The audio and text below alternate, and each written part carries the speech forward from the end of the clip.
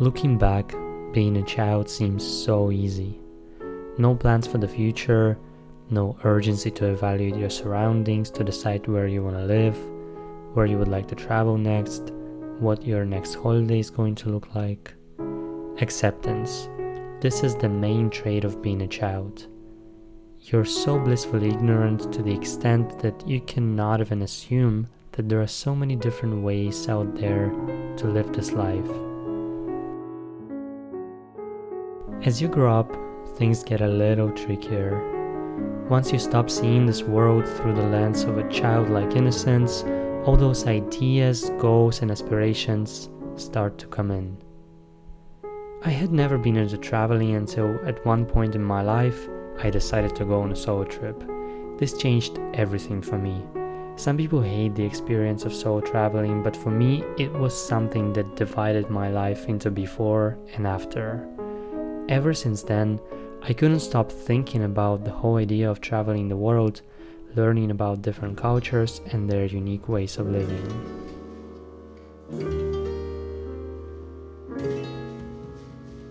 It became a big dream of mine to make traveling a part of my day-to-day life, and gradually this dream of mine began to come into fruition. Sometimes we don't even realize how many opportunities there are out there until one day we no longer care about the high risks and decide to follow our desired path, realizing in the process of it that it's always better to try than give up firsthand. Back when I was in my teenage years, traveling would always bring me immense excitement, and upon the last day of the trip, deep sadness and frustration. Before living in London, I never really felt like my place of residence was somewhere special, somewhere I could feel the freedom of belonging. But at this present moment, everything is different. I've been away for most of the summer, having seen so much of the world, which I will never forget. And for the first time ever, I felt so happy when I discovered that I was in fact homesick.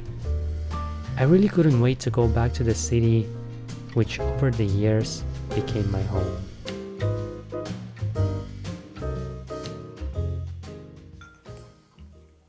For the longest time, I have been really confused with the idea of belonging.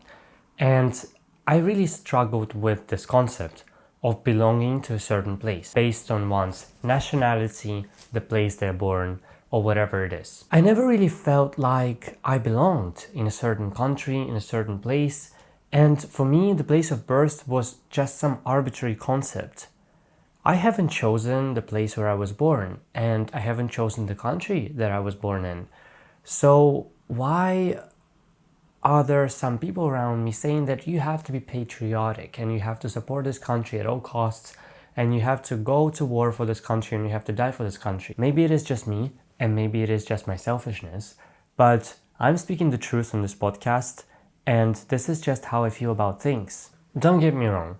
I see many good things about the country where I was born, and I see many good things to like about it, but I also see many things that I dislike about it. And when I turned 10 or 11 years old, I came up with this idea to move out.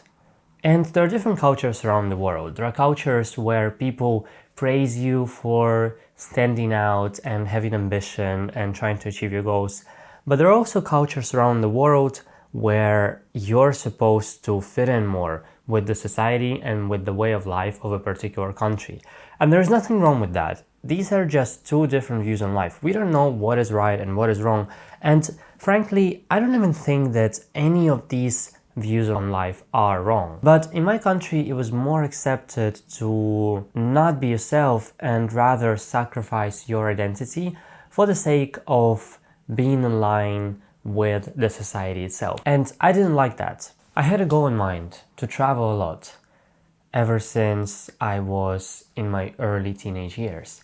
And the reason I wanted to travel is because I wanted to discover other ways in the world to live this life. I wanted to see other people's perspectives on the world. And I guess this is the most common reason for traveling, so why am I even telling you that? I'm a videographer. And I feel like a lot of photographers and videographers and just creative people who work with filming or taking photos, they are natural explorers. Like they want to explore the environment that they are in, and oftentimes we end up in ghettos, in really dodgy areas of cities, in really weird outskirts where no locals would ever go to. But what ends up happening, it takes me 2 or 3 days in a new place to fully know it. And on Google Maps, I have like millions of pins of the places where I went to or where I would like to go to, which I go to film. And then what ends up happening, I speak to locals and I'm like, oh my God, do you know this place? And I'm like, I'm sure they know it because they've lived here all their life. And they're like, no, like, it's the first time I hear about it.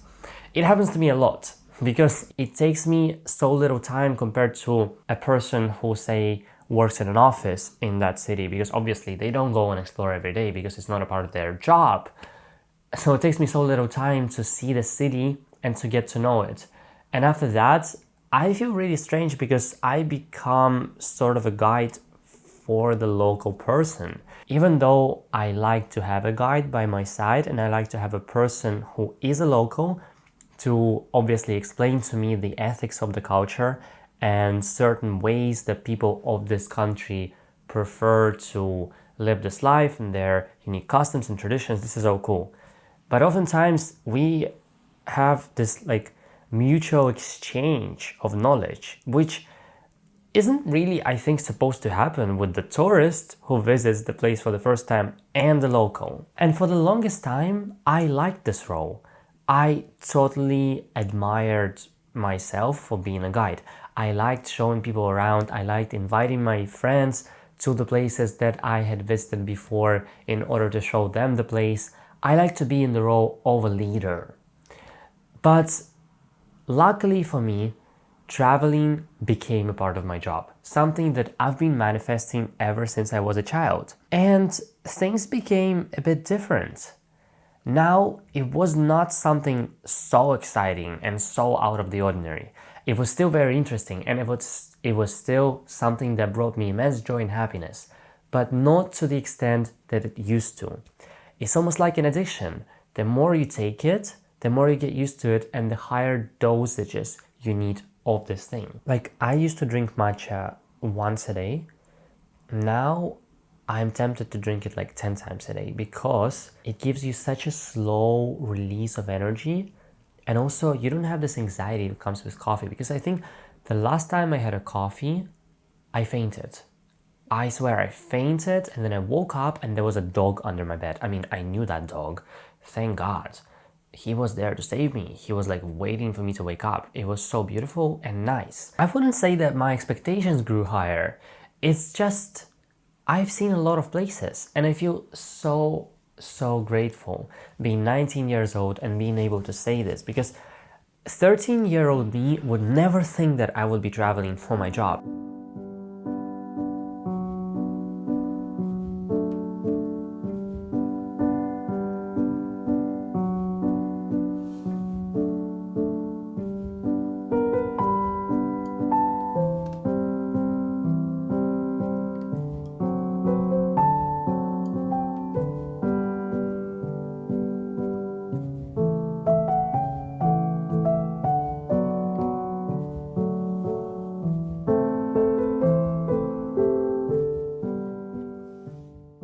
When I was a child, I only traveled within my own country, so those were like 4 to 5 hour drives to the sea.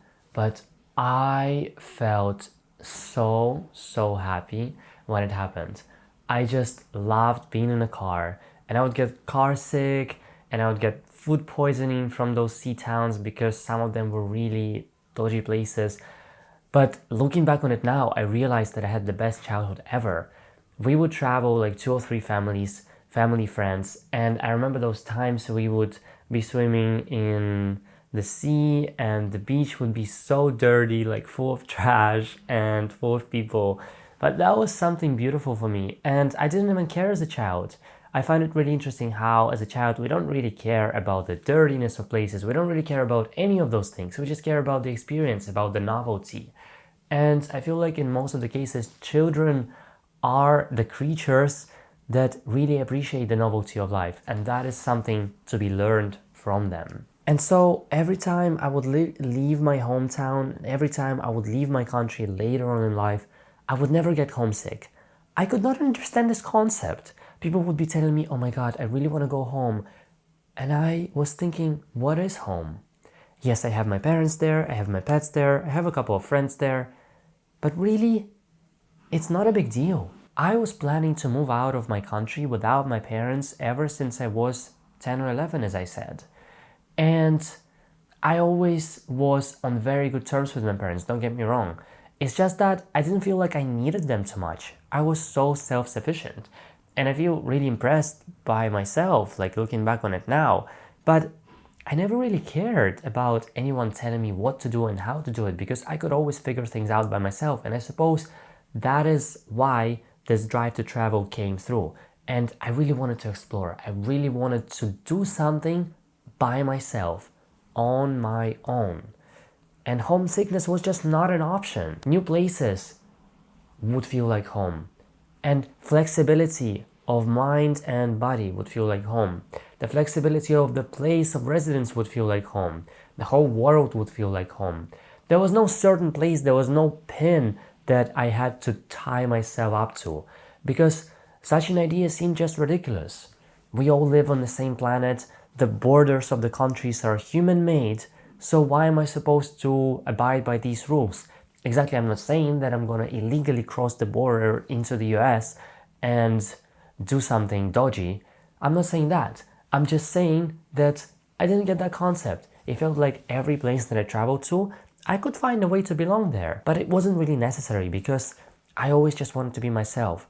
The person who didn't feel like he belonged to a particular culture, but I think which made me just myself. And so at some point, I decided to do something which at that time seemed crazy to me, but now is just a part of my daily life. I went on a solo trip.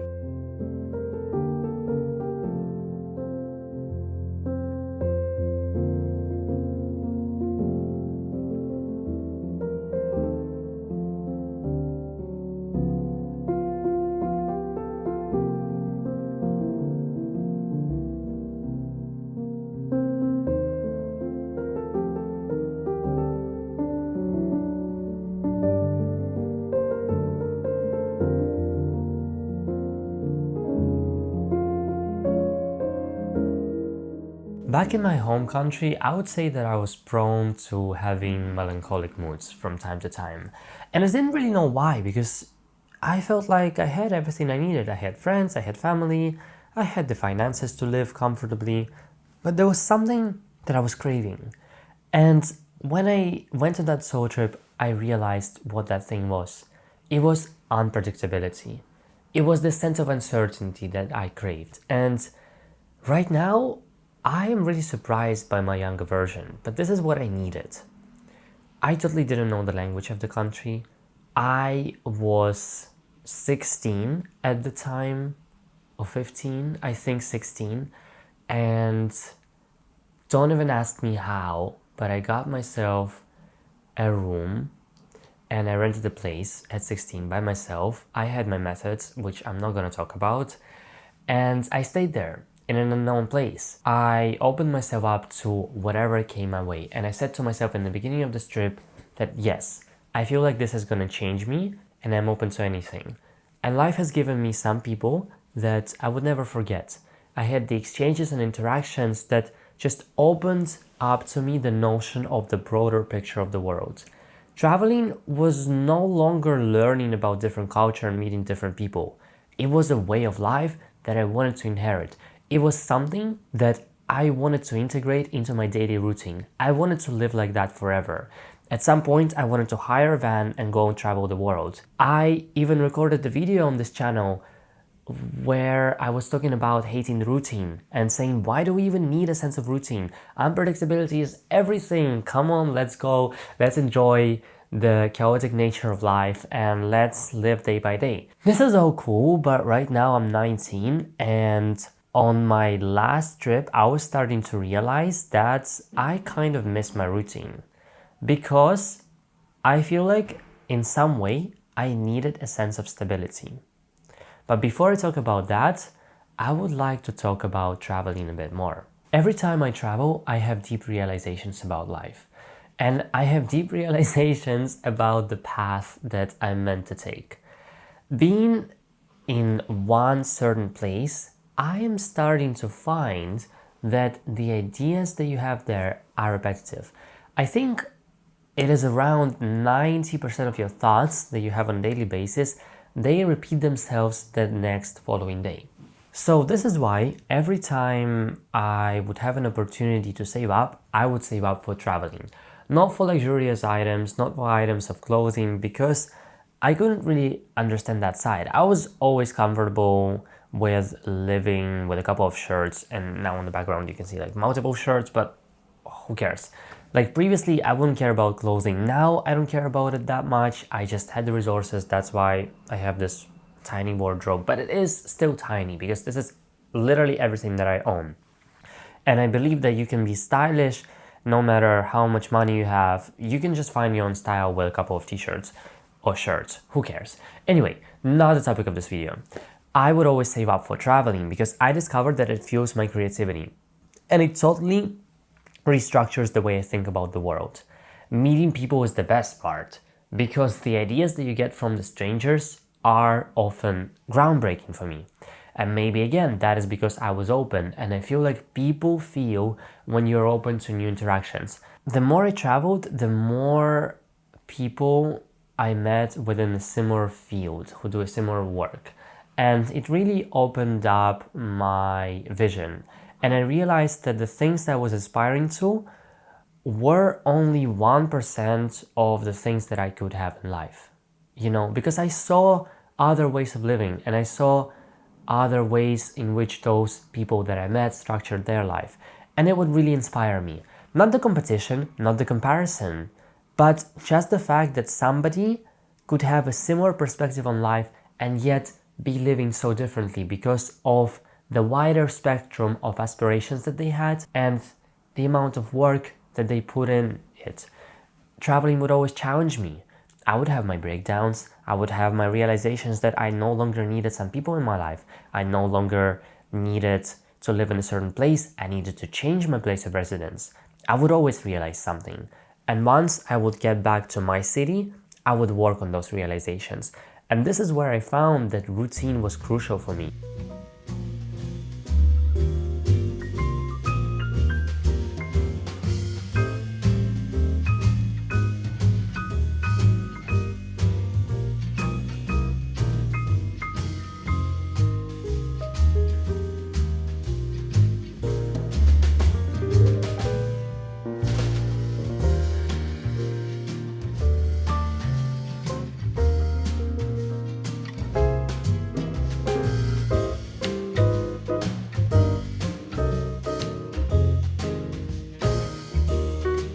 And this is why, on this particular trip, I started feeling homesick.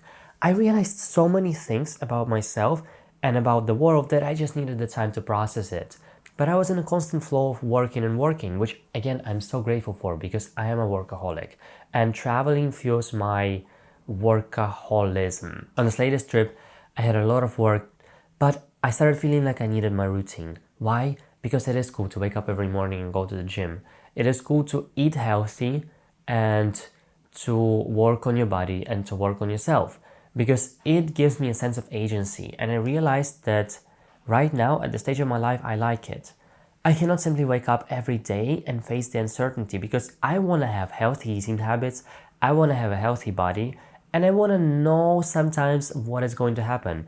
I want to have my schedule. Okay, today I'm going to have a client shoot from 11 to 4, then from 4 to 6 I am going to have my filming for my projects, and then I'm gonna have editing session, and then I'm gonna have dinner and go to bed.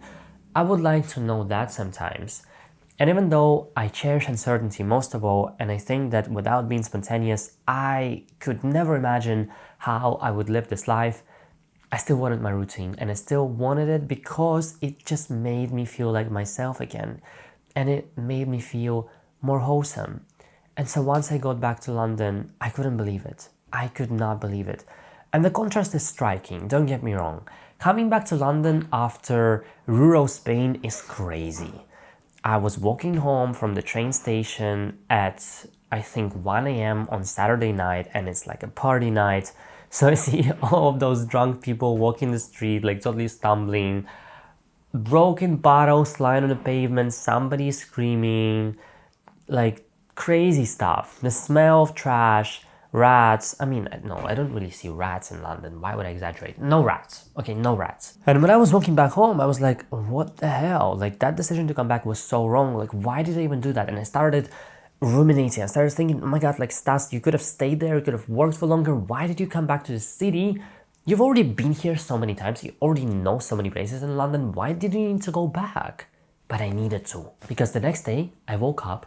I ordered posters for my room because this is a new room. I decorated this room and it felt so good to be back home, to hear the sirens. And when I stepped outside, I just realized how much I love London. I am going to sound like a completely delusional person right now, but as I was riding the tube, I just felt such sense of peace because isn't it beautiful how people from completely different walks of life, from completely different background, share the same environment being on a tube with you on this crowded space, which heats up to 40 degrees and everybody's sweating without an exception. You're a millionaire or you are a working class person, everybody will sweat on the tube. And this is beautiful to me. This is so beautiful. I walk on the street and somebody's crying. I walk around the corner and there is a couple of people just laughing. And I keep walking, somebody is having an argument. I keep walking, somebody has a cute dog. Oh my God, there's so much going on in the city. You can never expect that somebody's dressed up as a scary clown on the tube. What the hell? I love this so much. I missed it. When I was in Spain, I was thinking, maybe I should move to a more calmer environment. It seems to spark up my creativity. Hell no. Every time I'm in London, people love to complain about this city. People love to talk shit about it. We have shit economy. Maybe some of these things are true, but for myself, I find that this is the place where I can finally say that I belong because nobody cares here what you do. Nobody cares here about who you are, what you do, what problems you have. Nobody will give a shit. This is so beautiful. I've never felt lonely here. Never. The first time I moved to the city, I never felt lonely. I don't remember a single day, maybe a single day. But I was always surrounded by people. And I didn't really care if those people were my friends, acquaintances, or nobody. I could just see that everybody was a part of this melting pot and it just made me feel so good. I find it so beautiful how we are all part of the same community. In any big city for this matter. Some people struggle here, some people have good day. But on a day when you're having a bad day, you can know for a fact that somebody's having a good day, and the opposite is also true. And isn't this cool? This city is everything to me.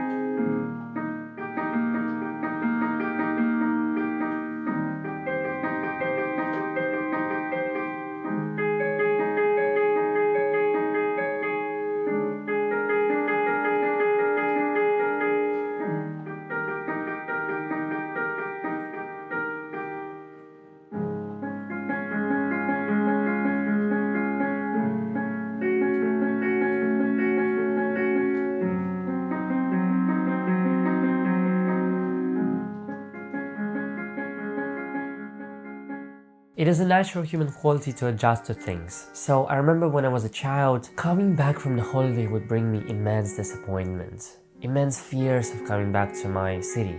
And yet it would take me a couple of weeks to get used to that, and then I would no longer cry and complain about it. I mean, I wouldn't cry, scream and complain about it. And I always wished that one day there was a place where I would be excited to come back to. And for me, it is the most special thing right now, in this moment, I'm literally getting goosebumps, to say that no matter where I am in the world, and no matter how much I love the place where I travel to, I feel excited to come back to London. Am I stupid for that? Maybe, from somebody's point of view, yes. From my point of view, this is my biggest privilege that I ever got to have in life. To have the place where I'm excited to come back to. Trust me, I've almost never experienced this feeling. And maybe because I'm constantly dissatisfied and I always wanted more. But right now, I don't even know what I could ask for. I have my goals and aspirations and I have the things that I want to achieve. But at this moment, I feel so content with the way my life is. And am I saying that I am going to stop at this point and not do anything else? No. But I just find that I feel at peace with the way things are right now. And this is all because of the traveling. I find that at this stage, I need to have a balance. I need to travel and I need to have uncertainty because, in fact, traveling sparks up my workaholism. I like to have multiple things going on, and I think you might have noticed that because I feel like in this video, I have jumped from topic to topic like thousands of times. And maybe this is the effect of matcha because it does make me weird and a bit jittery. But when I travel, I like to see new places, I like to film, I like to edit, and I like to work, and I have ideas for upcoming projects. But I needed to come back to London and I realize it right now in order to fulfill those ideas, in order to bring them to reality, and in order to make those ideas come into fruition. Because I have so much that I want to share with you and that I want to share with the world right now. And maybe I should shut up and stop talking about how content I am being here. But oh my God, please, like I have never seen a better city in my life. Every time I travel, for the first 2 days, I have thoughts about moving into that particular place. I think, oh my God, this place is so beautiful. Like recently I traveled to Slovenia and it was one of the best places that I visited. I found the landscape of that country absolutely stunning and beautiful. The mountains that looked like dolomites, I would never expect it from a tiny country like Slovenia, the country that some people have never even heard of. And exactly moments like these, you think about moving there, you think about starting it over. And I feel like a lot of times when we travel, we don't have the time to appreciate the place where we live. But for me, it is the opposite. I appreciate that place, but then I think about how much I have right here in London. I have the people that I really feel so comfortable with. I have the opportunities here, and it's just the city which made a completely different person out of me. So exactly I would feel homesick and exactly I would be happy to go back. Because this feeling homesick for the first time has shown me that this city has made a completely different person out of me. I've always been a dreamer. I've always been a person who had big dreams, but I could never have the courage within me to bring them to life. And being in the city, I just see so many people acting fearlessly. Just going for those things, just getting them, getting what they want from life. And this has introduced me to a completely new way of living, where people don't really care about the failure. Failure is just a part of your path. People try for 5 years, for 10 years, for 15 years, and then they get the things that they want to get. Maybe having a bit of a different path, but they still receive them. Right now, I find that I'm the version of myself that I always wanted to be. Of course, I see the areas for improvement, and there are always areas for improvement, and this is the beauty of life, to improve ourselves and then to share the wisdom and knowledge with the other people around us. But at the same time, I realize that traveling in combination with being in the city has just totally and completely changed me.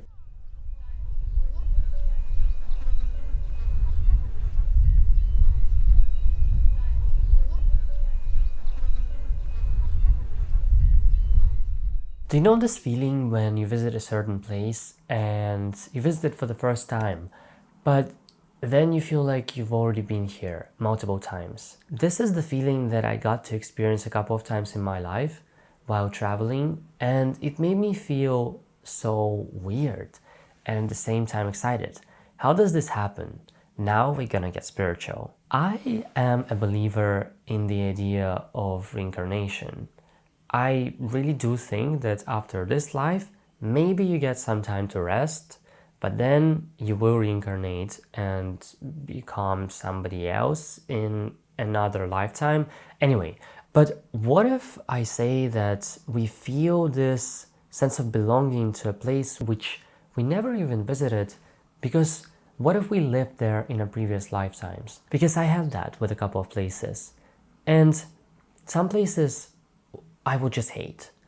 like for no reason. They would be pretty, stunning, great people, great architecture, but I would just feel so uneasy there and I could never explain it. Speaking of the opposite side of this coin, in some places I would feel like I belonged while never even having been there previously. This is a different culture from me.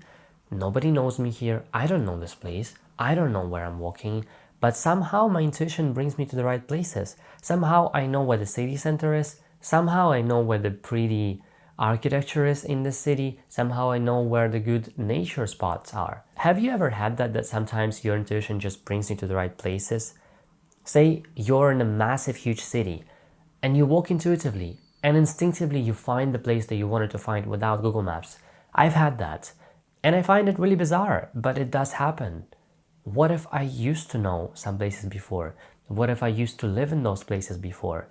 Isn't the idea of it fascinating how even your permanent place of residence might not be permanent? Nothing is permanent. Some people really crave to settle in one place and never leave it. Some people really want to be dedicated to a certain place and be patriotic about their country, and maybe even just they love their city or their little village so much that they never want to leave. They just want to be dedicated and loyal to this place forever. And again, there is nothing wrong with this lifestyle, but what is the point if we're all gonna die anyway one day? This is my line of reasoning that I'm just deciding to share with you. I'm not trying to condone any way of life, and I'm not trying to put one way of living over another way of living, but I'm just saying that there's no permanence really.